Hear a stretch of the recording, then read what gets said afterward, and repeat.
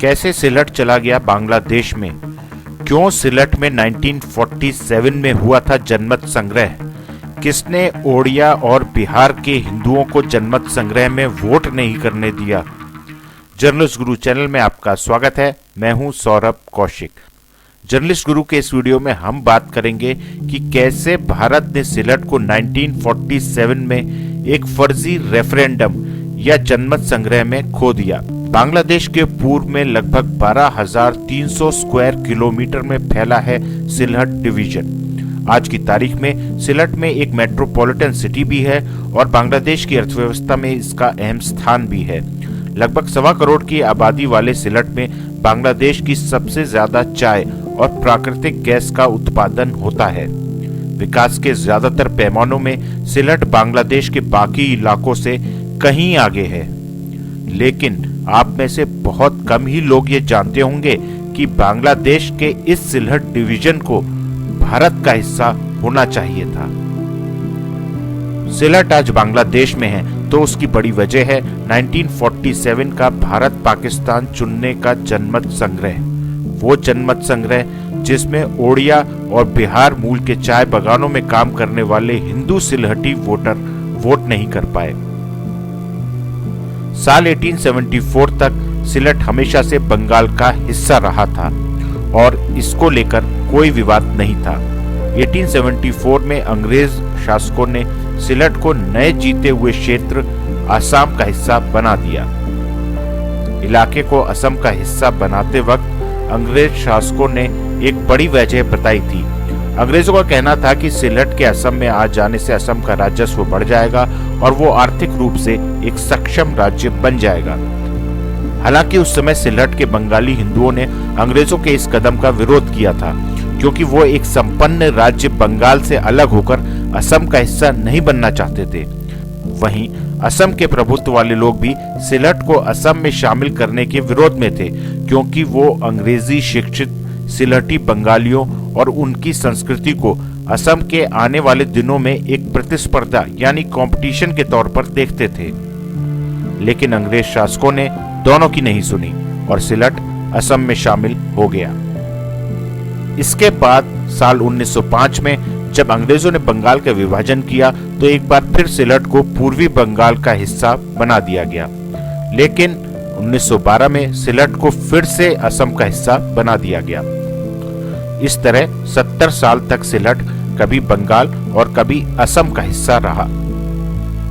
इसके बाद 1947 में जब भारत पाकिस्तान का बंटवारा तय हुआ तो सिलट को लेकर फिर विवाद हो गया।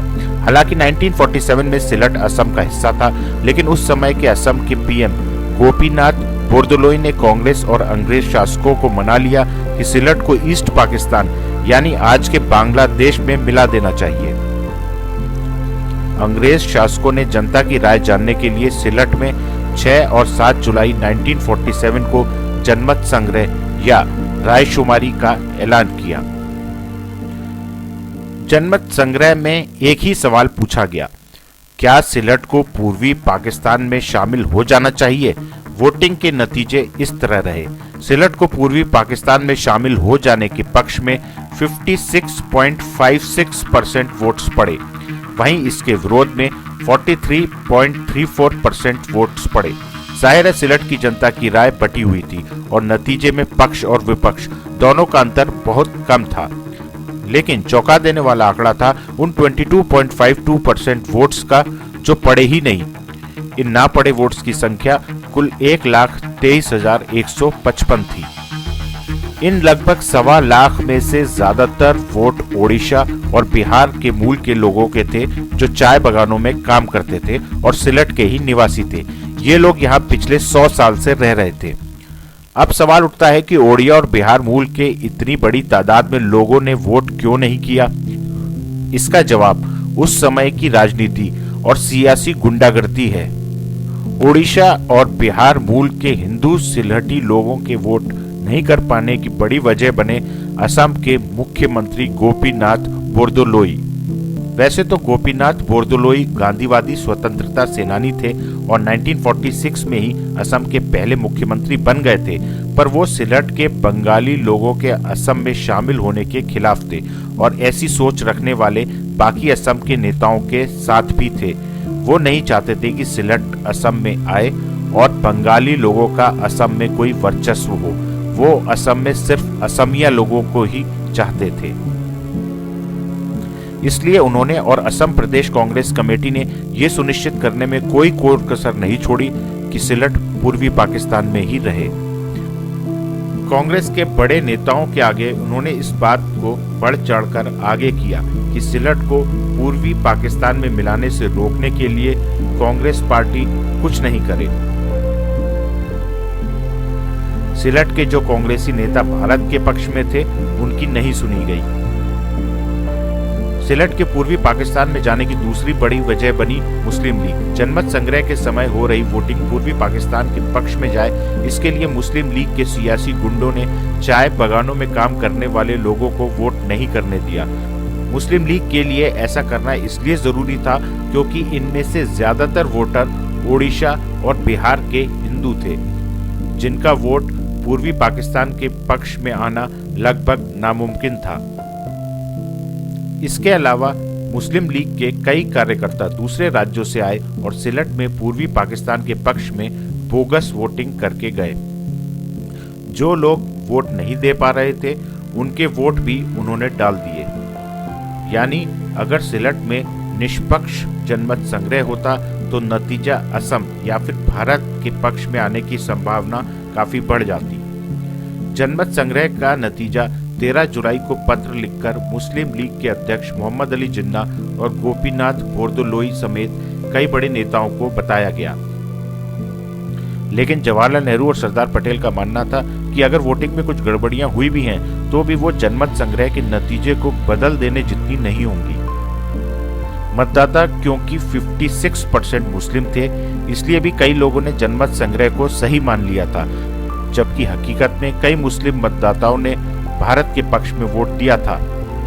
साफ है, अगर 1947 में असम के नेता सिलट को पूर्वी पाकिस्तान में जाने देने के पक्ष में नहीं होते और मुस्लिम लीग अपनी गुंडागर्दी नहीं कर पाती, तो जनमत संग्रह का नतीजा कुछ और ही होता। यानी ओडिशा, बिहार और बाकी भारतीय प्रांतों के चाय बागानों में काम करने वाले हिंदू लोग अगर वोट कर पाते तो सिलट आज भारत में ही होता। इस जनमत संग्रह के बाद भारत को कुछ मिला तो सिलट के 3.5 थाना का इलाका, जिसमें करीमगंज प्रमुख था। ये इलाका भारत में इसलिए आया ताकि मुख्य भारत का रोड के रास्ते से त्रिपुरा से संपर्क बना रहे।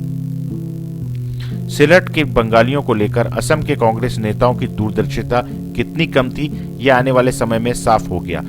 1947 में सिलट के पूर्वी पाकिस्तान में जाने के बाद ज्यादातर बंगाली हिंदू धीरे धीरे भारत में और मुख्य तौर पर असम में बसने लगे।